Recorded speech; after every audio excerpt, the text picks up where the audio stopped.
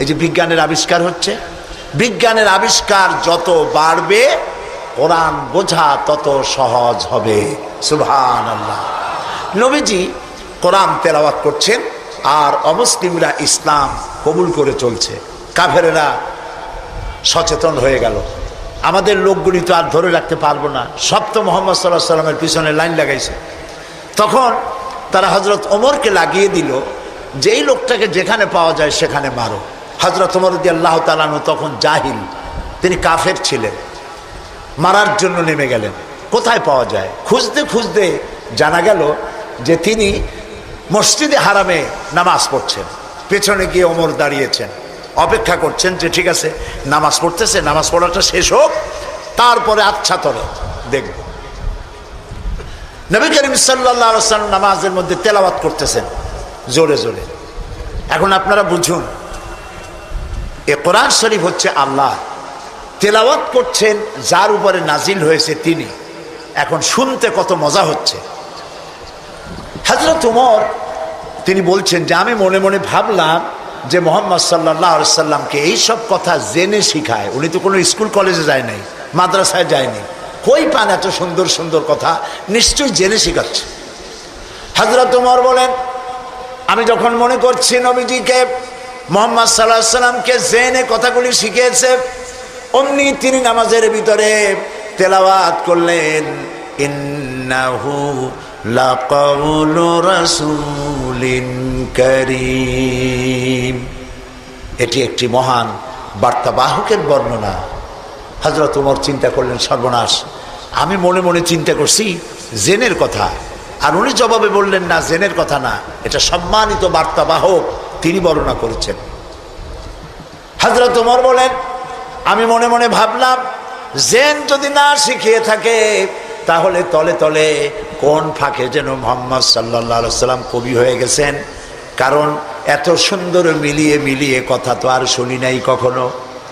হযরত ওমর বলেন আমি যখন ভাবলাম তিনি কবি হয়ে গেছেন, অমনি তিনি নামাজের ভিতরে আমার এ কথার প্রতিবাদ করলেন। তিনি পড়লেন ওয়ামা হুয়া বিকাউলি শাইরিন কালিলাম মা তুমিনুন। না না না, এটা কোনো কবির কথা নয়, তোমরা খুব কমই বিশ্বাস স্থাপন করো। হযরত ওমর বলছেন কি সাংঘাতিক কথা। চিন্তা করলাম জেনের কথা কয় না, জেনের কথা না, চিন্তা করলাম কবির কথা মনে মনে, আর উনি প্রকাশ্যে জবাব দিচ্ছেন যে কবির কথা না। তাহলে তো শুধু কবি, উনি কবি হন নাই, উনি গণকও হয়েছে, তা না হলে আমার মনের কথা বোঝে কেমনে? হযরত ওমর বলেন আমি যখন মনে মনে চিন্তা করলাম তিনি গণক হয়েছেন, অমনি নামাজের ভিতরে তিনি আমার এই কথারও জবাব দিয়ে দিলেন। তিনি পড়লেন ওয়ালা বিকাউলি কাহিনিন কালিলাম মা তাযাক্কারুন। না, এটা কোনো গণকের কথা নয়। সুবহানাল্লাহ। তোমরা খুব কমই উপদেশ গ্রহণ করে থাকো। হযরত ওমর বলছেন এবার আমার পায়ের তলা থেকে যেন মাটি খসে যাচ্ছে। কি আশ্চর্য কথা, যা মনে চিন্তা করি তার জবাব আসে নামাজ থেকে। এটা জেনের কথা না, এটা কবির কথা না, এটা গণকের কথা না, তবে এটা কি? বিরাট এক জিজ্ঞাসাবোধক চিহ্ন আমার সামনে ঘুরপাক খাচ্ছে, তবে এটা কি? হযরত ওমর বলেন আমি যখনই চিন্তা করলাম তবে এটা কি, অমনি রাসূল নামাজের ভিতরে আমার সে কথার জবাব দিয়ে দিলেন। তিনি পড়লেন তানজিলুম মির রাব্বিল আলামিন। এটি হচ্ছে আল্লাহ রাব্বুল আলামিনের নাজিলকৃত কিতাব। হযরত ওমর বলছেন আমার মনে হচ্ছিল যেন ইসলাম তার সব শক্তি নিয়ে তার শেকড় শুদ্ধ আমার কলিজার মধ্যে গেড়ে বসতেছে। কোরআন এক বৈপ্লবিক পরিবর্তন এনেছিল তদানীন্তন সমাজের মধ্যে। যারা চোর ছিল, ডাকাত ছিল, রাসূলুল্লাহ মেসমেরিজম করেন নাই, জাতিকে হিপনোটাইজ করেননি। গোটা জাতি চোর, ডাকাত, জেনাকার, বদমাশ, সন্ত্রাসী, সুদখোর, গোটা জাতির মধ্যে একটি বিরাট পরিবর্তন এসে গেল। যারা ছিল চোর, যারা ছিল ডাকাত, তারা মানুষের সম্পদের পাহারাদার হয়ে গেল। সুবহানাল্লাহ বলবেন না? যারা নারীর সতীত্বের জম ছিল তারা নারীর সতীত্বের সংরক্ষণকারী হয়ে গেল। যারা যারা সুদভিত্তিক অর্থনীতি দিয়ে গোটা সমাজের সম্পদকে কক্ষিগত করেছিল, তারা কোরআনের সংস্পর্শে এসে সারা জীবনের সঞ্চিত সব সম্পদ অবারিত উন্মুক্ত হস্তে গরিব জনসাধারণের জন্য দুহাতে বিলায় দিতে লাগলো। এই যে বিরাট পরিবর্তন আসলো, সেই পরিবর্তন আনার পেছনে কাজ করেছে যে কিতাবখানা, সেই কিতাবের নাম কোরআন। বলেন জোরে, কোরআন। এই কোরআন শরীফকে আল্লাহ তাআলা হেফাজত করার দায়িত্ব নিয়েছেন। বেদ বলেন, বাইবেল বলেন, সমস্ত ধর্মীয় পুস্তকগুলি উল্টাপাল্টা হয়ে গিয়েছে, কোনোটার অরিজিনালিটি নাই। আপনি চ্যালেঞ্জ করতে পারেন বুক ফুলাইয়া, বর্তমান বিশ্বে খ্রিস্টানদের কাছে যে বাইবেল আছে, লুক, যোহন, মার্ক, মথি, scripture, new testament, old testament বলতে যা কিছু বুঝায়, ওদের কাছে আল্লাহর কিতাব বলে তারা যে দাবি করে, চ্যালেঞ্জ হয়েছে বর্তমান যুগে খ্রিস্টানদের কাছে যে বাইবেল আছে এর মধ্যে একটি ওয়ার্ডও আল্লাহর নয়, সব তাদের বানানো। এই চ্যালেঞ্জের মোকাবেলা খ্রিস্টান জগৎ করতে পারে নাই। কিন্তু কোরআন শরীফ সম্পর্কে এই কথা কেউ বলতে পারবে না যে একটি অক্ষরও মানুষের তৈরি করা। সুবহানাল্লাহ। এটিকে হেফাজত করেছেন কে? আল্লাহ রাব্বুল আলামিন বলেন, ইন্না নাহনু নাযালনা যিকরা ওয়া ইন্না লাহু লাহাফিজুন। কোরআন নাজিল করেছি আমি, আর সংরক্ষণের দায়িত্ব আমি আল্লাহ আমার নিজ হাতে গ্রহণ করেছি। সুবহানাল্লাহ। কোরআন হেফাজতের ব্যবস্থা দেখুন, আল্লাহ তাআলা কোরআন হেফাজত করেছেন। সিন্ধুকের ভিতরে কলেন নাই, তাহলে পোকামাকড়ে খাইতে পারতো, নষ্ট করে ফেলতে পারতো।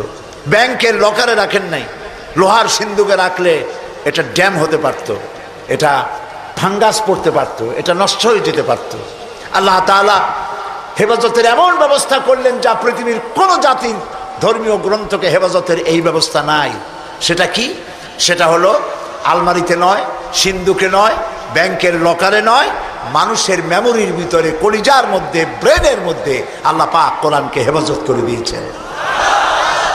এমন জায়গায় রেখেছেন যেখান থেকে ফাঙ্গাস পড়ার অথবা পোকামাকড় ঢুকে, তেলাপোকা, উই পোকা, সার পোকা ঢুকে নষ্ট করবে এমন কোনো সম্ভাবনা নাই। চুরি হবে, ডাকাতি হবে, পরিবর্তন হবে এমন কোনো সুযোগ নাই। কোরআন মানুষকে মুখস্থ করা আল্লাহ সহজ করেছেন। সুবহানাল্লাহ। সূরা কামার, সূরা কামারের মধ্যে আল্লাহ রাব্বুল আলামিন 4 বার বলেছেন, ওয়ালাকাদ ইয়াসসারনাল কুরআনা লিযিকর ফাহাল মিন মুদ্দাকির। অবশ্যই কোরআন মুখস্থ করার জন্য আর বোঝার জন্য আমি আল্লাহ মানুষের কাছে সহজ করে দিয়েছি। সুবহানাল্লাহ। মানুষ এখন মুখস্থ করতেছে। কোরআন যারা মুখস্থ করছে তাদের সংখ্যা, এক জরিপে জানা গেছে সারা পৃথিবীতে কোরআন যারা মুখস্থ করেছে তাদের সংখ্যা 5 কোটি ছাড়াই গেছে। ময়মনসিংহে হাফেজ নাই, আছে সর্বত্র। সেবার লন্ডনে এক মাদ্রাসায় আমাকে দাওয়াত করা হলো, হেফজখানা। যারা মুখস্থ করেছে কোরআন তাদের মাথায় পাগড়ি পরাবার জন্য। এখন মাদ্রাসা মুখস্থ করা, কোরআন মুখস্থ করার মাদ্রাসা লন্ডনে হয়েছে। আলহামদুলিল্লাহ। কোন ইসলাম ডুবাই দেবো, মিটাই দেবো, যতই চিল্লা, এটা বন্ধ করার ক্ষমতা পৃথিবীর কোনো মানুষের নাই। এটা বন্ধ করার ক্ষমতা বুশের নাই, বুশের বাবেরও নাই। সুবহানাল্লাহ বলে। প্রিয় ভাই সব, সেই ইংল্যান্ড আজ আর নাই যে ইংল্যান্ডে এখন থেকে 150 বছর আগে মাত্র একটা মসজিদ ছিল। সেই ইংল্যান্ডে এখন মসজিদের সংখ্যা 8000 ছাড়াই গেছে। কেমনে বন্ধ করবা ইসলাম? ফেরাউন যত চেষ্টা করছে মুসারে আসতে দেবে না। আল্লাহ মুসা আলাইহিস সালাম নিয়ে ফেরাউনের ঘরেই লালন পালন করছে, ঠিক কিনা? তো সেই মাদ্রাসার ছাত্রদেরকে মাথায় পাগড়ি পড়াতে পড়াতে 10-12 দিন ছেলে, ছোট্ট একটা ছেলে আসছে এতটুকু স্যার। আমি জিজ্ঞেস করলাম এ কি? আমি মনে করছি সে বোধহয় আন্দাজে আসছে পাগড়ি নেওয়ার জন্য। তাই বললাম এ কি? বলে যে এর মাথায় তো পাগড়ি দিবেন কেন? কয় যত হাফেজ। আশ্চর্য, কত বয়স কত?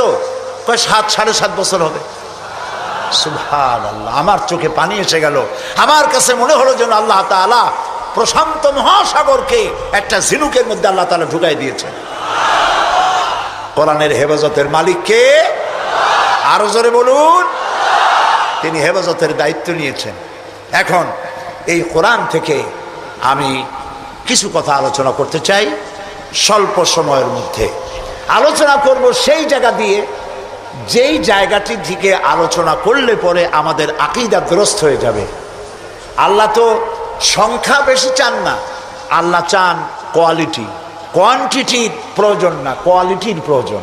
313 জন মুসলমান দিয়ে যা হয়েছে, আজকে পৃথিবীতে 150 কোটি মুসলমান দিয়ে তা হচ্ছে না। ঠিক কিনা বলেন? সত্য কিনা? এমন সময় তো ছিল যখন মুসলমানেরা একটা খেজুর ছিঁড়ে ছিঁড়ে 8-10 জন দাঁতে লাগাইয়া চাবাইছে। এক গ্লাস পানি অনেকজন মানুষের ঠোঁট ভিজিয়ে তারপরে লড়াই করেছেন। এরপরে গোটা পৃথিবীর অর্ধেকটা পৃথিবী মুসলমানদের পায়ের উপরে চুমো খেয়েছে। আজ মুসলমানের সংখ্যা বেড়েছে কিন্তু কোয়ালিটি বাড়ে নাই। কোয়ালিটি বাড়াবার জন্য ফাউন্ডেশন হচ্ছে তাওহীদ, তাওহীদে বিশ্বাস, শিরক থেকে বাঁচা আর তাওহীদে বিশ্বাস স্থাপন করা। এই আকীদা যদি মজবুত না হয় তাহলে আমাদের সংখ্যা যতই বাড়ুক, কাফের এবং দুশ্মনদের সামনে আমরা হেয় প্রতিপন্ন লাঞ্ছিত হতে বাধ্য হব। সেই জন্য আমি আপনাদের সামনে একটি জায়গা থেকে আলোচনা করতে চাই।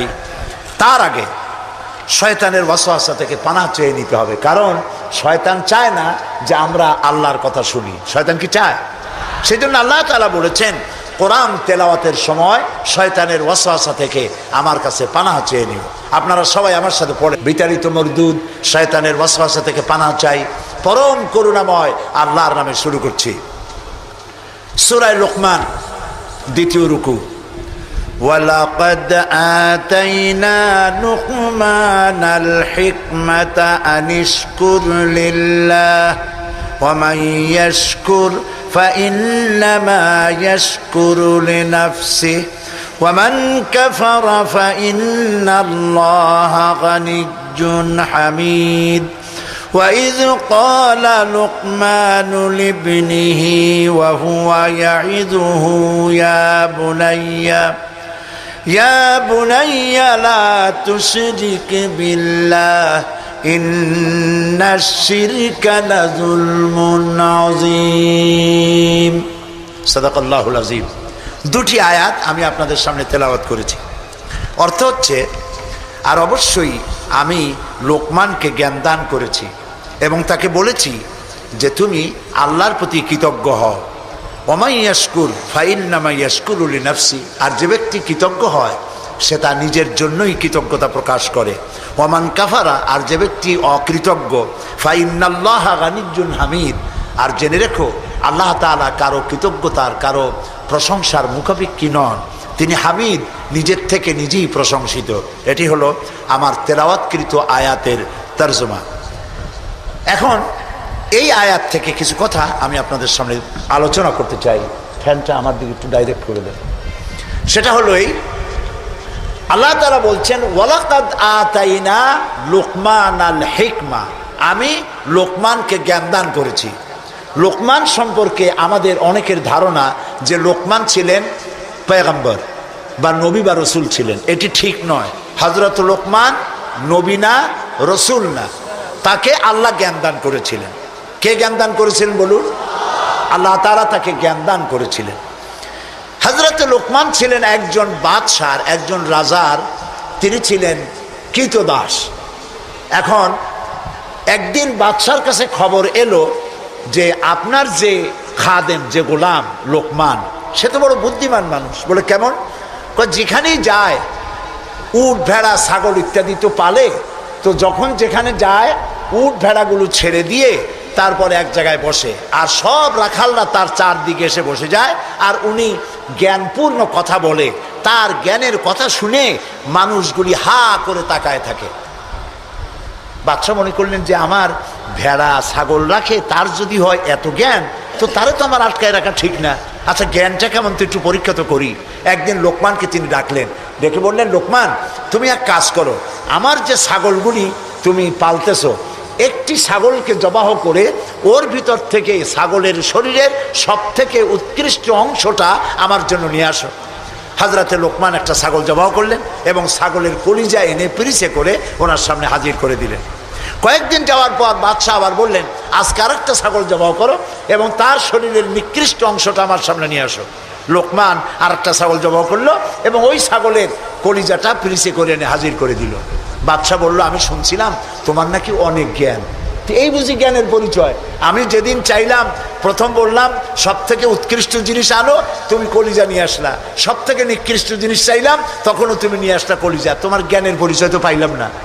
লোকমান বললেন, হযরত লোকমান হাকিম বললেন, জাহাপানা, আপনি আমার মধ্যে জ্ঞানের পরিচয় কি পেয়েছেন পান নাই সেটা বড় কথা না। বড় কথা হলো এই, শুধু মানুষ না, প্রত্যেক প্রাণীর মধ্যেই আল্লাহ তাআলা একটা জিনিস দিয়েছেন। সেই জিনিসটা যদি ভালো হয় তাহলে প্রাণীটা ভালো। অর্থাৎ মানুষের মধ্যে, প্রাণীর মধ্যে ভালো যদি কোনো জিনিস থাকে তার নাম দিল, তার নাম কলিজা। আর খারাপ যদি কোনো জিনিস থাকে তার নাম দিল, তার নাম কলিজা। এখন লক্ষ্য করুন, লোকমান যে কথা বললেন 1000 বছর আগে, নবী করিম সাল্লাল্লাহু আলাইহি সাল্লাম 1000 বছর পরে পৃথিবীতে এসে সেই একই কথাই বললেন। একই কথাই বললেন। রাসূল কি বললেন? আল্লাহর নবী বললেন, ইন্না ফিল জাসাদে মুদগাতান, মানুষের শরীরের মধ্যে এক টুকরা গোশত আছে। গোশত টুকরা ভালো, গোটা শরীর ভালো। গোশত টুকরা খারাপ, গোটা শরীর খারাপ। আলা ওয়াহিয়াল কালব, সেটা হলো হৃৎপিণ্ড, সেটা হলো কলিজা। তাহলে লোকমান যে জ্ঞান পাইছিলেন, যে জ্ঞানের দ্বারা তিনি এই কথা বললেন, সেই জ্ঞানটা কার ছিল? বলেন কার? আর রাসূল যে জ্ঞান পেয়েছিলেন সেই জ্ঞানটা কার? কাজী আল্লাহর পক্ষ থেকে যে জ্ঞান আসে সেই জ্ঞানের কথা একরকম হয়, কিন্তু বুদ্ধিজীবী, দার্শনিক, তাদের কথা এক হয় না, বিজ্ঞানীদের কথাও এক হয় না। বিজ্ঞানের তো একটা থিওরি এরকম আছে যে বিজ্ঞানের কোনো থিওরি ফাইনাল নয়। বুদ্ধিজীবীদের কথাই ধরুন, কার্ল মার্কস বলেছেন মানুষ পেট সর্বস্ব জীব। আলফ্রেড বলেছেন মানুষ সেক্স সর্বস্ব জীব। আবার ডারউইন এসে বললেন, এগুলি তোমরা যা বলো একটাও ঠিক না, মানুষ মোটে মানুষই না। বলে মানুষ কি? মানুষ হলো বান্দর। তো চিন্তাবিদ, বুদ্ধিজীবী, দার্শনিক, তাদের কথায় মিল নাই, নবীদের কথায় মিল আছে না নাই? বলেন, জোরে বলেন, আছে না নাই? আপনি কি এইরকম একজন দুইজন নবীর খবর জানেন? এক নবী বলেছে আল্লাহ এক, আর একজন বলেছেন বেশি হইতে পারে, নাউজুবিল্লাহ। শুনেছেন এরকম? একজন বলেছে মৃত্যুর পরে আরেকটা জীবন আছে, কবর আছে, হাসর আছে, বিচার আছে, সিরাত আছে, মিজান আছে, বেহেশত আছে, দোজখ আছে। আর এক নবী বলছেন নাও থাকতে পারে। এরকম হয়েছে? হয় নাই। আদম আলাইহিস সালাম থেকে মুহাম্মদ সাল্লাল্লাহু আলাইহি সাল্লাম পর্যন্ত সমস্ত নবীদের কথা কয় রকম? স্লোগান কয়টা? সব নবীদের স্লোগান একটি, আর তাদের সবার কথা এক। কারণ তাদের কাছে যে কথা এসেছে একটি অফিস থেকে এসেছে। অফিসটা কার? চিল্লায় বলুন। সমস্ত নবীদের স্লোগান এক ছিল। আদম আলাইহিস সালাম থেকে শুরু করে বিশ্ব নবী মুহাম্মদ রাসূলুল্লাহ সাল্লাল্লাহু আলাইহি ওয়াসাল্লাম পর্যন্ত সব নবীদের স্লোগান ছিল লা ইলাহা ইল্লাল্লাহ, লা ইলাহা, লা ইলাহা ইল্লাল্লাহু মুহাম্মাদুর রাসূলুল্লাহ। সুতরাং দেখা গেল আল্লাহ রাব্বুল আলামিনের থেকে জ্ঞান যারা পায় তাদের কথার মধ্যে কোনো বৈপরীত্য হয় না। হযরতে লোকমান বললেন, এই যে কলিজার কথা, দিল, কালব, হার্ট, এটা ভালো, সব শরীর ভালো। এটা খারাপ, সব খারাপ। মন যদি ভালো হয় হাত ভালো কাজ করবে। বলেন ঠিক কিনা? হাত ওজনে কম দেবে না। মন ভালো, ওজনে কম দেবে না। হাত খাদ্যে ভেজাল দেবে না, জমিনের আইল ঠেলবে না, পরনারী স্পর্শ করবে না। সুবহানাল্লাহ বলেন। আর মন যদি খারাপ হয়, চোখ শুধু খুঁজে বেড়াবে মেয়ে লোক কোথায়, পাও খুঁজে বেড়াবে খারাপ জায়গা কোথায়, হাত খুঁজে বেড়াবে খারাপ জিনিস কোথায়। ঠিক কিনা? মন ভালো, সব ভালো। এই দিল আবার 3 প্রকার হয়। দিল কয় প্রকার? 3 প্রকার। কোরআন থেকে বলছি, দিল 3 প্রকার: সুস্থ দিল, অসুস্থ দিল, মৃত্যু দিল। এই 3 প্রকারের দিল। এখন আসুন অ্যানালাইসিসের মাধ্যমে আমরা দেখি আমাদের কোন দিল। সুস্থ দিল কাকে বলে? আল্লাহ রাব্বুল আলামিন বলেন, আল ইয়াওমা লা ইয়ানফাউ মালুন ওয়ালা বানুন ইল্লা মান আতাল্লাহ বিকলবিন সালিম। এটি হলো সুস্থ দিন। সেই কিয়ামতের দিনে মাল ধন সন্তান সন্ততি কোনো কাজে আসবে না, শুধু উপকারে আসবে প্রশান্ত আত্মা নিয়ে কেউ যদি, প্রশান্ত কাল্ব নিয়ে কেউ যদি আল্লাহর দরবারে উপস্থিত হয়, সেই দিলটা কাজে লাগবে। এইটা হলো সুস্থ দিল। অসুস্থ দিল কোনটা? ফি কুলুবিহিম মারাদুন ফাযাদাহুমুল্লাহু মারাদা। তাদের দিলের মধ্যে ছিল একটি রোগ, সেই রোগকে আল্লাহ আরো বৃদ্ধি করে দিলেন। অসুস্থ দিলের নমুনা কি? ওয়াজ ভালো লাগে, সিনেমাও খারাপ লাগে না, মসজিদও ভালো লাগে, কীর্তনও খারাপ লাগে না। এই যে দুইটা ভালো লাগে, এটি হলো অসুস্থ দিল। এটার নাম কি? আছেন আমাদের সমাজে, কয় যে হুজুর ওয়াজ শুনতে খারাপ লাগে না, কিন্তু গান যখন শুনি তাও মজা লাগে, মসজিদও ভালো লাগে, সিনেমাও খারাপ লাগে না। আছেন এরকম লোক? আছে। এটা কেন? এটা হলো এই জন্য যে ইমানের মধ্যে জং ধরে গেছে। সাপে যদি রাত্রে কামড়ায়, রাতের বেলায় সাপে কামড়াইছে, ওজার কাছে যায় লোকেরা। মোমেন শাহীতে ওজা আছে না? ওজার কাছে যায়, যে বলে সাপে কামড়াইছে। এখন ওজা প্রথমে টেস্ট করবে যে সাপটা বিষধর সাপ না বিষহীন সাপ। সাপ তো দুই রকম আছে। যে সাপে কামড়াইলে তাৎক্ষণিকভাবে লোক মারা যায়, ওই সাপরে মোমেন শাহীতে কি বলে? কি বলে? গোখরো সাপ। আর যেটা দেখতে খুব রং ছং মোটা টোটাও আছে, কিন্তু কামড়াইলে কিছু হয় না, ওইটা কি? জোড়া সাপ। এখন জোড়া সাপ না গোখরো সাপ কামড়াইলো কোনটায় দেখে তো নাই। এটা বোঝার জন্য ওঝা করে কি, সাপে দংশিত ব্যক্তির জিহ্বায় উপরে লবণ এবং ঝালওয়ালা মরিচ এগুলো দিয়ে দেয় জিহ্বার মধ্যে। যদি সে বলে পানি পানি লাগে, যত মরিচ দেয় তত কয় পানি পানি লাগে, তাহলে বুঝতে হবে বিষধর সাপে দংশন করেছে। আর যদি সে বলে যে ঝাল লাগতেছে, লবণ লাগতেছে, তাহলে বুঝতে হবে যে জোড়া সাপে কি করছে? দংশন করেছে। এটি হলো সাপ যদি বিষধর হয়, তো বিষধর সাপের বিষে সর্বপ্রথম যে কাজটা করে সেটা হলো জিহ্বার স্বাদকে নষ্ট করে দেয়। মানুষের ইমানের জন্য সব থেকে বিষাক্ত সাপ হলো শয়তান। এ যখন মানুষকে ওয়াসওয়াসা দেয়, আর শয়তানের ওয়াসওয়াসা যখন মানুষ পড়ে যায়, তখন তার ইমানের স্বাদ নষ্ট হয়ে যায়। তখন সিনেমাও ভালো লাগে, মসজিদও ভালো লাগে, ওয়াজও ভালো লাগে, গানও ভালো লাগে। এটি হলো অসুস্থ দিল। এবার মৃত্যু দিল কি? মৃত্যু দিল সম্পর্কে আল্লাহ বলছেন, ওয়ালাকাদ যারানা লিজাহান্নামা কাসীরাম মিনাল জিন্নি ওয়াল ইনস লাহুম কুলুবুন লা ইয়াফকাহুনা বিহা। মানুষ আর জিনদের মধ্যে আল্লাহ তাআলা বলেন, আমি এক শ্রেণীর রেডিমেড জাহান্নামী তৈরি হয়েই আছে মানুষ এবং জিনের মধ্যে। ওরা কারা? লক্ষ্য করুন, মৃত্যু দিল কাদের?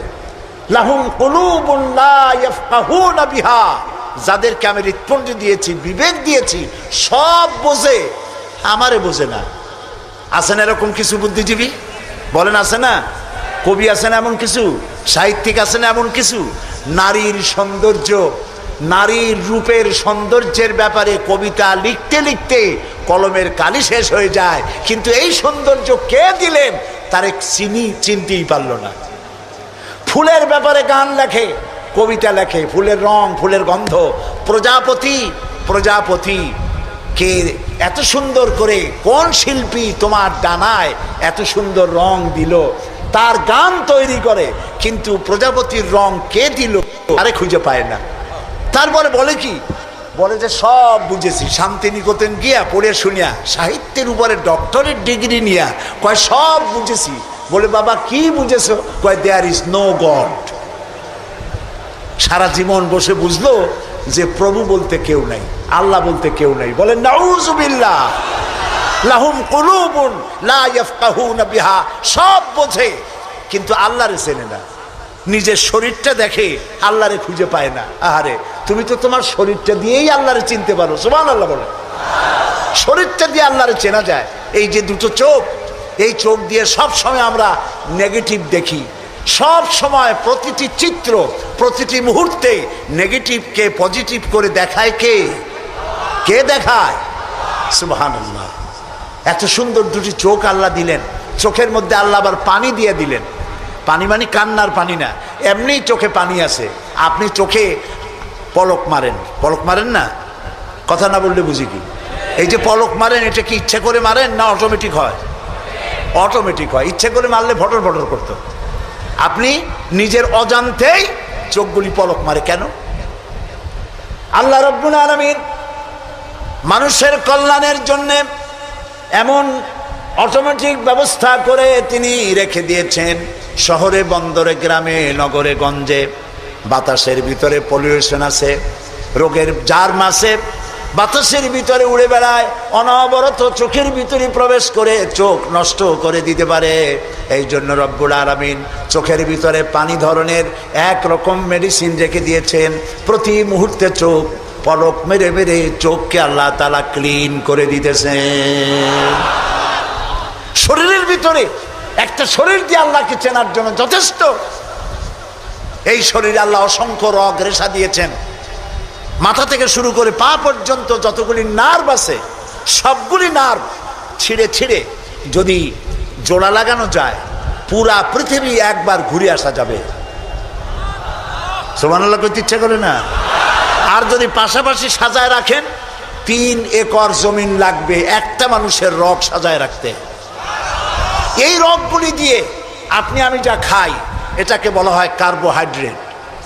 চাউল জাতীয় খাদ্য, আটা জাতীয় খাদ্য, চিনি জাতীয় খাদ্য, আর ডাল জাতীয় খাদ্য। এই 4 প্রকারের খাদ্য হলো কার্বোহাইড্রেট। এগুলি মানুষে খাইলে পরে শরীরের ভিতরে এর থেকে রক্ত হয়, এর থেকে পেশাব পায়খানা হয়ে বর্জ্য বেরিয়ে যায়। আর যেটা রক্ত হয়, সেই রক্তটাকে গোটা শরীরে প্রবাহিত করে শরীরটাকে আল্লাহ উষ্ণ রাখেন। সেজন্য এত রগ রেশা দিয়েছেন। এখন এই রক্তগুলিকে মাথা থেকে শুরু করে পা পর্যন্ত পৌঁছে দেওয়ার জন্য আল্লাহ একটা জেনারেটর রেখে দিয়েছেন বুকের মধ্যে। কন্ত বুদ্ধি করে জেনারেটর নামটা কি? মাশাআল্লাহ, বুঝে ফেলেছেন। জেনারেটরের নাম হার্ট। সেটা অনবরত সিস্টোলিক অ্যান্ড ডায়াস্টোলিক এভাবে করে সম্প্রসারণ সংকোচন এরকম করতেছে। চিকিৎসা বিজ্ঞানীরা বলেছেন, মানুষকে মাথা থেকে শুরু করে কাটাকাটি করে সব বুঝেছি, কিন্তু হার্ট এরকম করে কেন, এর উৎস আজ পর্যন্ত পৃথিবী খুঁজে পায় না। এটি এভাবে করে করে রক্ত ছড়িয়ে দিচ্ছে। এখন দেখেন আল্লাহর খোঁজার ব্যবস্থা। মানুষ খাইয়া তারপরে হার্টের মধ্যে চর্বি গিয়ে জমে। হার্টের মধ্যে যে করোনারি আর্টারির মধ্যে গিয়ে চর্বি জমতে লাগলো। হঠাৎ করে রক্ত প্রবাহ যখন বন্ধ হতে থাকে, আর চলতে পারে না, তখন অ্যানজাইনা হয়, হার্টে বেদনা শুরু হয়। এই বেদনা শুরু হলে তাড়াতাড়ি ডাক্তার এনজিওগ্রাম করে তারপর দেখে কতটা নষ্ট হয়েছে। ওইটাকে যদি প্রয়োজন হয় রগ বদলাবার, তখন তাকে বাইপাস করা হয়। বাইপাস করে নতুন রগ লাগাতে হবে। এখন বলেন এই নতুন রগ কোথায়? গরুর রগ লাগাইলে হবে? বলেন, ছাগলের রগ? এখন আল্লাহ রব্বুল আলামিনকে চেনা সহজ। ওই রব্বুল আলামিন এমন সুন্দর ব্যবস্থা রেখেছেন, কারো যদি বাইপাস ওপেন হার্ট সার্জারি করার যদি প্রয়োজন হয়, রগের যদি 2-4টা রগ যদি লাগে, আল্লাহ রাব্বুল আলামিন মানুষের হাতের মধ্যে পায়ের মধ্যে স্পায়ার পার্টস কতগুলি রগ রেখে দিয়েছেন। ডাক্তারেরা পা থেকে হাত থেকে সেই রগগুলি নিয়ে হার্টের ভিতরে ওই রগ লাগিয়ে দিয়ে নতুনভাবে আবার রক্ত সঞ্চালনের ব্যবস্থা করে দেয়। যালিকুমুল্লাহু রাব্বুকুম, এই হচ্ছে তোমাদের রব। সুবহানাল্লাহ বলেন। ইনি আল্লাহ যিনি এই ব্যবস্থা করেছেন। কিডনি লাগে একটা মানুষের জন্য কয়টা? না 2টা লাগে না, কিডনি লাগে একটা, কিন্তু আল্লাহ তাআলা দিয়েছেন কয়টা? 2টা। একটা যদি অকেজো হয়ে যায় তো আরেকটা দিয়ে যেন কাজ হয়। লক্ষ্য করুন, আপনার মেমোরি, আপনার মগজ, আপনার ব্রেন, যে ব্রেনটা, যে মগজটা মাথার মধ্যে আছে, এই মগজের মধ্যে রয়েছে অসংখ্য সেল, কোষ, CELL, অসংখ্য কোষ। মেমোরি কোষ, বুদ্ধির কোষ, শোকের কোষ, সুখের কোষ, অনুভূতির